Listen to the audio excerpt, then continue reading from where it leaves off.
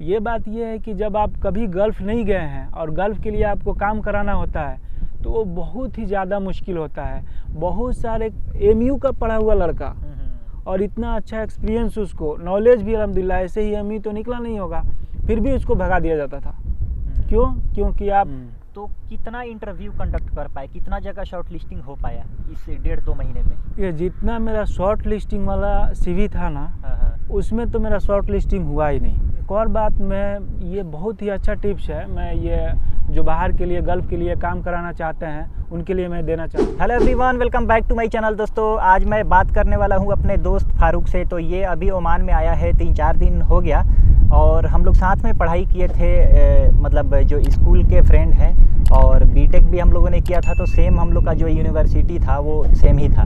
तो अभी इनसे बात करते हैं कि इसका जो काम है ओमान के लिए कैसे हुआ था और ये हम लोग का जो कंप्लीशन जो डेट है, यानी कि हम लोग का जो बीटेक है 2016 में दोनों का पास आउट हुए हैं। तो ये कतर भी गया था, उसके बाद अभी ओमान आया है। तो इससे जानते हैं कि सिविल इंजीनियर का पढ़ाई करने के बाद गल्फ़ के लिए कैसे काम हुआ था।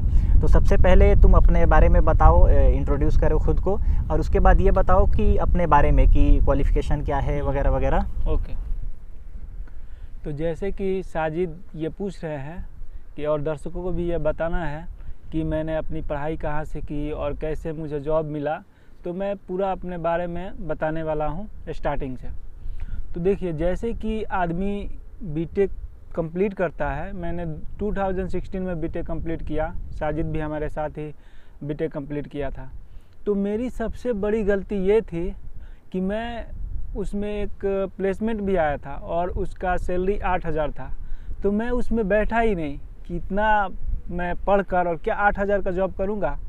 तो ये मैं सोच करना बहुत ज़्यादा, मतलब मुझे डिप्रेशन हुआ था कि कैसे कोई इंजीनियर 8,000 में जॉब कर सकता है। तो मैंने वो छोड़ दिया और फिर मैं इतना भटका, मुझे कोई जॉब नहीं मिला। और फिर बहुत दिनों के बाद, सालों बाद एक जॉब मिला, वो भी 9,000 का मिला। बताइए, कॉलेज में अगर ज्वाइन करता तो 8,000 में होता। फिर उतने दिन बाद भी अगर मुझे एक जॉब मिला, वो भी 9,000 का मिला। और ऐसा साइट मिला था, वो हैदराबाद में मिला था कि महीनों तक उस पर कुछ काम नहीं चलता था। सैलरी तो आ जाती थी लेकिन कुछ सीखने को मुझे मिला नहीं।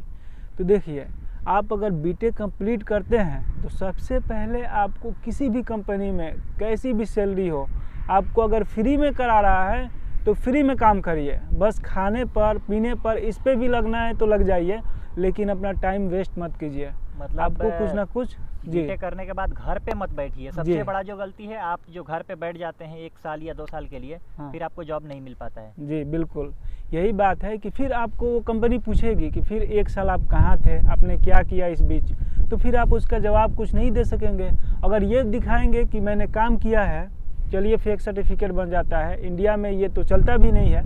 अगर आपने बना भी लिया, कोई कंपनी आपका इंटरव्यू ले भी लिया, तो आप उसका आंसर नहीं दे पाएंगे क्योंकि आपने काम किया नहीं है, प्रैक्टिकली काम नहीं किया है, तो उसका आप जवाब भी नहीं बता सकते हैं। तो इसीलिए बीटेक से निकलने के बाद जैसी भी कंपनी हो, किसी भी तरह आप काम में लग जाइए।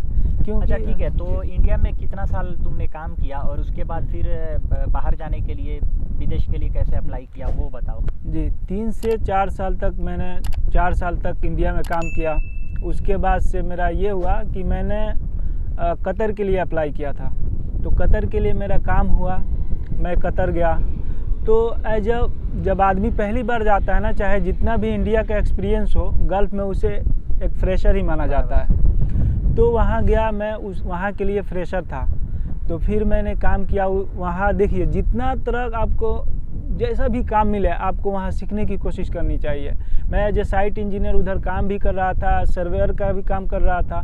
तो जितना मैं चाहता था कि जिस फील्ड में हो, जो मुझसे रिलेटेड हो, तो वो मैं सीखूं। काम कराए उतना मतलब सीखने की कोशिश करो।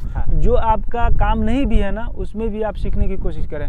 ये इसलिए मैं बोल रहा हूँ कि अगर आप साइट के इंजीनियर हैं, तो मैं ये भी देखा हूँ कि अगर आपको सर्वे का काम नहीं आता है, आप सर्वेयर नहीं हैं, अगर सिविल इंजीनियर हैं, तो साइट पे जाएंगे तो सर्वेयर आपको बेवकूफ़ बना सकता है।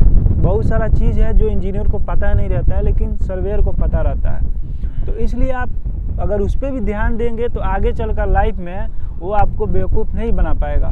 तो जो भी काम हो रहा है हर चीज़ आप जानने की कोशिश करें। अच्छा ठीक है, तो कतर में कितना दिन काम हुआ? कतर में करीब 1.5 साल तक। उसके बाद से ये फीफा वर्ल्ड कप में कंपनी ने भेज दिया मुझे। अच्छा, प्रोजेक्ट ख़त्म हो गया? जी, प्रोजेक्ट ख़त्म भी हुआ या कहिए कि उसको रोक दिया गया, क्योंकि फीफा वर्ल्ड कप था तो काम को स्टॉप करना था। तो सारे वर्कर को, स्टाफ को उसने फाइनल या लॉन्ग टर्म पे कहें तो भेज दिया। अच्छा, उसके बाद फिर आया मैं, तो उसके बाद फिर वो काम जो हुआ था मेरा मतलब मीरगंज से ही हुआ था। अच्छा, मीरगंज गोपालगंज से, हाँ, अपने लोकल एरिया से। उधर फिर भी वैकेंसी वगैरह आ रहा है मतलब? हाँ, वहाँ भी बहुत अच्छा वैकेंसी अभी आ रहा है अल्हम्दुलिल्लाह। तो फिर मैं सोचा कि अब मैं जाऊँगा मुंबई और फिर वहाँ से काम कराऊँगा। तो मुंबई गया और वहाँ का जो रहना सहना है और वहाँ की जो बर्दाश्त करने की, वहाँ का जो रहना सहना है वो बहुत ही ज़्यादा मुश्किल है। मतलब बहुत ज़्यादा दिक्कत होता है। एक रूम में 15-16 आदमी कस दिए जाते हैं वाशीनाका में, और फिर यहाँ तक कि करवट बदलने का भी दिक्कत होता है। तो इस दिक्कत से लोग काम कराता है आकर मुंबई में। तो मैं वहाँ रहा, 1.5 महीना रहा। अल्हम्दुलिल्लाह अल्लाह का करम हुआ और मेरा काम ओमान के लिए हो गया। बहुत ज़्यादा मैं खुश था। और देखिए, अच्छा, ओमान के लिए काम मतलब मुंबई में तुम कितना दिन रहा वहाँ पे? 1.5 महीना। 1.5 महीना में काम हो गया? हाँ, 1.5 महीना। अच्छा। बहुत सारे लोग हैं 6-6 महीना से वहाँ रह रहे थे। लेकिन अच्छा, उनका एक चीज़ अब यहाँ पे ये बताओ कि जब कतर में नहीं गए थे हाँ। तो उसी टाइम में गल्फ जाने के लिए कितना मुश्किल था? कतर से आ गए तो कितना मुश्किल हुआ? हाँ, ये बात ये है कि जब आप कभी गल्फ़ नहीं गए हैं और गल्फ़ के लिए आपको काम कराना होता है तो वो बहुत ही ज़्यादा मुश्किल होता है। बहुत सारे मतलब बहुत ही जो सैकड़ों में एक लोग ऐसा होता है जो अच्छे पोस्ट पर फ्रेशर में चला जाता है। ये बहुत ही बड़े किस्मत की बात होती है। नहीं तो इंजीनियर भी लेबर में जाते हैं, छोटे छोटे पोस्ट पे जाते हैं, मतलब पहली बार गल्फ़ जाने के लिए ये आसान होता है। और फिर उसके बाद उधर से आ जाते हैं तो इंशाअल्लाह अल्लाह उनको मतलब ये करता है, उन पे नवाजता है तो अच्छा पोस्ट मिलता है बाद में। लेकिन पहली बार में बड़े पोस्ट पे जाना मतलब एक पत्थर पे घास उगाने के बराबर है। समझो कि आईएएस का एग्ज़ाम हाँ, निकाल लिए, इस तरह का ऐसा है। इस तरह का है। तो ये बहुत किस्मत वालों का ये होता है कि पहली ही बार में आपको अच्छा पोस्टिंग मिल जाए, और ये ऐसा होता नहीं है जल्दी। तो आपको जो भी पोस्ट मिले, अगर आप गल्फ़ में जाना चाहते हैं तो इंडिया में आप टाइम को बर्बाद नहीं करें। आपको जो भी पोस्ट मिले आपसे रिलेटेड, अगर सिविल इंजीनियर हैं, सर्वेयर हेल्पर में जाना चाहते हैं, या किसी सिविल टेक्नीशियन में मिलता है, राज मिस्त्री का थोड़ा सा काम जानते हैं उसमें मिलता है, मतलब निकल जाइए। आपको बस सिविल का नॉलेज थोड़ा सा रिटर्न हो जाइए। रिटर्न हो गए तो आप हज़ारों आदमी से कंपटीशन में आगे रहेंगे, आगे हो गए। क्योंकि जो लोग रिटर्न नहीं है वो तो ऐसे ही बाहर हैं जी। जो रिटर्न हो गया, अब वहाँ पे होता है बहुत सारा गेम आता है जिसमें ये है कि गल्फ रिटर्न होना चाहिए। तो वो क्राइटेरिया में आपने 6 महीना भी काम कर लिया गल्फ में तो आप उस क्राइटेरिया में आ गए, लेकिन नहीं किया तो उस क्राइटेरिया से आप बाहर हो गए जी। अब आप गल्फ में आ गए, 3-4 साल हो गया, तो आपका तो अब कोई भी इंटरव्यू में बैठने के लिए इतना आसान हो एलिजिबल नहीं है। हाँ, नहीं, और 3-4 साल अगर गल्फ में आप रह गए तो कोई भी इंटरव्यू में आप आराम से बैठ सकते हैं। बिल्कुल। तो ये एक फ़ायदा हो जाता है। गल्फ में आप 4-5 साल एक्सपीरियंस हो गया तो आपका जॉब का कोई टेंशन ही नहीं रहता। तो मैं अपना एक मुंबई का ही एक्सपीरियंस शेयर कर रहा हूँ। वो मेरे से 1 साल जूनियर, मेरा मतलब साथ तो पढ़ा है, वकार अहमद मेरा दोस्त है, बचपन का ही वो भी दोस्त है। हम लोग तीनों आदमी साथ में पढ़े थे। तो वो एमयू का उसका एग्ज़ाम निकला तो वो मतलब पहले 1 साल जूनियर हो गया क्योंकि तैयारी करने के लिए, ठीक है। तो बीटेक भी 1 साल हम लोगों से लेट किया वो। तो ये बात है कि वो मतलब उसका भी उतना ही एक्सपीरियंस था जितना हम लोग का। 1 साल तो कोई मायने नहीं रखता है, लेकिन जब वो हमारे साथ काम कराने आया ना, मैं बहुत जगह इंटरव्यू देने चला जाता था तो इंटरव्यू मेरा सीवी सिलेक्ट हो जाता था, इंटरव्यू भी देता था। उसका सिर्फ सीवी देखकर, एमयू का पढ़ा हुआ लड़का और इतना अच्छा एक्सपीरियंस, उसको नॉलेज भी अल्हम्दुलिल्लाह, ऐसे ही एमयू तो निकला नहीं होगा, फिर भी उसको भगा दिया जाता था। क्यों? क्योंकि आपका गल्फ एक्सपीरियंस नहीं है। बहुत ज़्यादा मुश्किल हुआ, अल्हम्दुलिल्लाह अभी उसका भी काम हो गया है। हाँ, हो गया। तो ये बात है कि भाई देखिए, आप कितना भी बड़े कॉलेज से पढ़े हों या कितना भी नॉलेज है, कितना भी अच्छा एक्सपीरियंस है आपको, वो कोई मैटर नहीं करता है जब तक आपके पास गल्फ एक्सपीरियंस नहीं हो। तो वहीं देखिए, मेरा वही था। हाँ, ये भी होता है कि जैसे मैं आदमी 1 साल 2 साल का एक्सपीरियंस लेकर आ गया गल्फ में, तो बहुत जगह ऐसे भी छट जाते हैं कि मिनिमम 3 साल मांगता है, ज़्यादातर ऐसा आता है।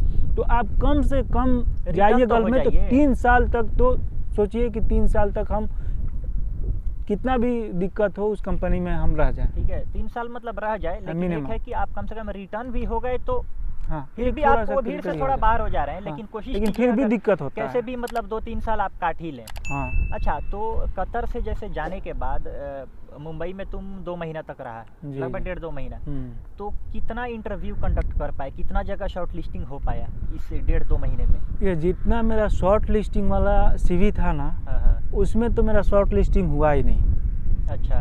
क्योंकि मेरा सिर्फ 2 साल का एक्सपीरियंस शो किया था। हाँ हाँ। ठीक है, तो उनको 2 साल से भी ज़्यादा चाहिए था, 3 साल, 4 साल, 5 साल, 8 साल, 9 साल, 10 साल, इस तरह का एक्सपीरियंस चाहिए था, गल्फ का ही। तो भाई हमारा तो 2 साल कहीं स्टैंड भी नहीं करता था, तो मतलब तो मेरा CV वहीं छट जाता था। फिर भी बताइए, ओके। गल्फ एक्सपीरियंस था फिर भी। तो कितना इंटरव्यू कंडक्ट तो कर मैं पाए थे? उसी इंटरव्यू में जा पाता था जो वॉक इन इंटरव्यू था, यानी डायरेक्ट इंटरव्यू। डायरेक्ट मतलब हाँ। इंटरव्यू चल रहा है, उसी हाँ। टाइम में जाओ, हाँ, और और कैंडिडेट इंटरव्यू- कम है हाँ। तो उसमें हो जा रहा है। हाँ। उसमें भी गल्फ रिटर्न ज़्यादा आ गए तो उसमें हाँ, नहीं होता है। नहीं हो तो पाता है। ऐसा ही लक आजमाना पड़ता है हाँ, कि भाई मेरा बार-बार एक्सपीरियंस कम है, थोड़ा- डायरेक्ट जाते रहो, हाँ। जाते रहना पड़ता है। जी, सब्र करना पड़ता है थोड़ा, और बार बार कोशिश करना पड़ता है। हाँ, और बहुत एक और भाग दौड़ बात, करते रहना है। एक और बात, मैं ये बहुत ही अच्छा टिप्स है, मैं ये जो बाहर के लिए, गल्फ के लिए काम कराना चाहते हैं उनके लिए मैं देना चाहूँगा। आप देखिए, बड़े बड़े ऑफिस हैं जो गल्फ में जाने के लिए मुंबई में, उसमें बहुत ज़्यादा भीड़ लगता है। वो लोग अखबार में दे देते हैं, बहुत सारे लोग पहुंच जाते हैं, और ऐसे ही आप बहुत सारे लोगों से पीछे हो जाते हैं। वो CV सिलेक्शन जो होता है वहीं से, शॉर्ट लिस्टिंग में ही।